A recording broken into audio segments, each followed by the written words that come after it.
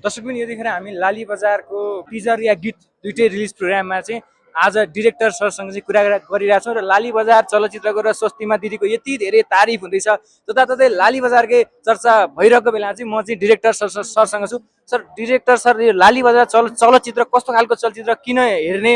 लाली बजार चलचित्रले समाजमा कस्तो प्रभाव पार्ने खालको चलचित्र? अब समाजमा प्रभाव भन्दा पनि दर्शकलाई कस्तो प्रभाव पार्छ त्यो कुरा हो। अब कस्तो के अरे कस्तो खालको भनेपछि त्यो हलमा आएपछि थाहा हुन्छ, टिजर आउला, गीत होला। तर यो आमा छोरीको सम्बन्ध, एउटा समुदायको छोरीको सम्बन्ध कथा हो।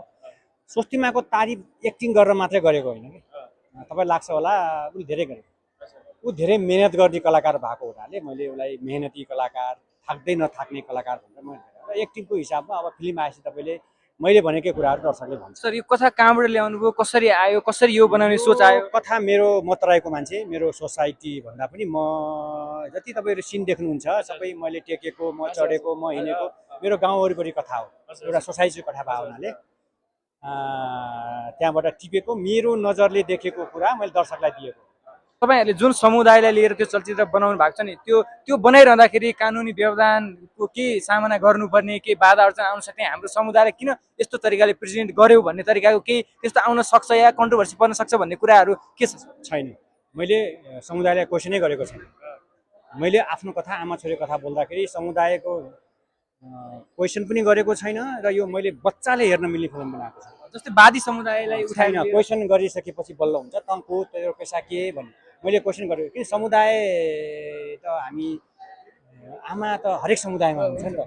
मैले आमा कथा बोले हुनाले मैले समुदायलाई क्वेसन नगरेको हुनाले मलाई लाग्छ उहाँहरूले पनि मलाई क्वेसन गर्नु। सर, अब हजुरले त्यो सेटमा अलिकति नोकझोक पर्यो, झगडा पर्यो, केही भयो या केही असन्तुष्टि भयो भन्नुभयो, किन त्यो भयो? क्या तपाईँलाई के अब ठुल्ठुला आर्टिस्टहरूसँग काम गर्दाखेरि तपाईँले गरेको केही काम मिलेन कि, या तपाईँलाई उहाँहरूले हप्काउनु भयो कि थर्काउनु भयो कि, किन त्यस्तो नोकझोक हुनेसम्म पुग्यो? सर, थर्काउने नथर्काउने भन्दाखेरि कहिलेकाहीँ कस्तो हुन्छ भने टेक लिँदाखेरि हाम्रो दाइसँग मात्रै कुरा हो, नोकझोक भएको होइन।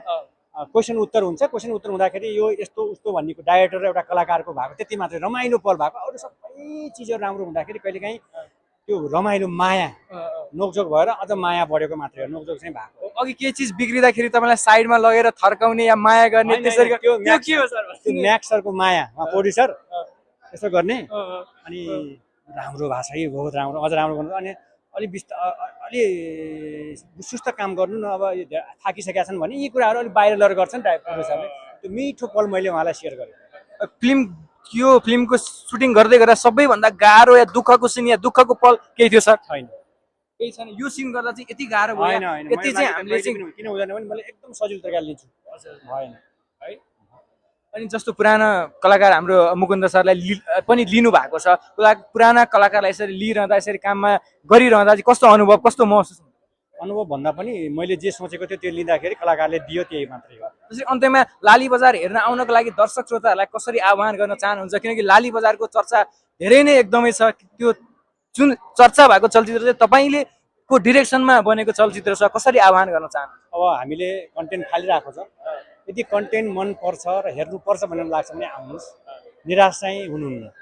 पक्कै पनि राम्रो टिमले बनाएको चलचित्र, या प्रोड्युसर पनि राम्रा हुनुहुन्छ, त्यसै त उहाँहरूले पक्कै पनि पैसा हाल्नु भएको छैन होला। केही न केही त यो चलचित्रमा त्यस्तो समाजमा केही न केही एउटा राम्रै छाप पार्ने कुरा या क्यारेक्टर त्यस्तो खालको केही न केही छ होइन सर? अब भन्न मिलेन होइन, मिलेन भन्दा पनि अब यस्तो हुन्छ, मैले गरेको काम त मलाई राम्रो लाग्छ, गफै दिए पनि राम्रै भन्नुपर्छ।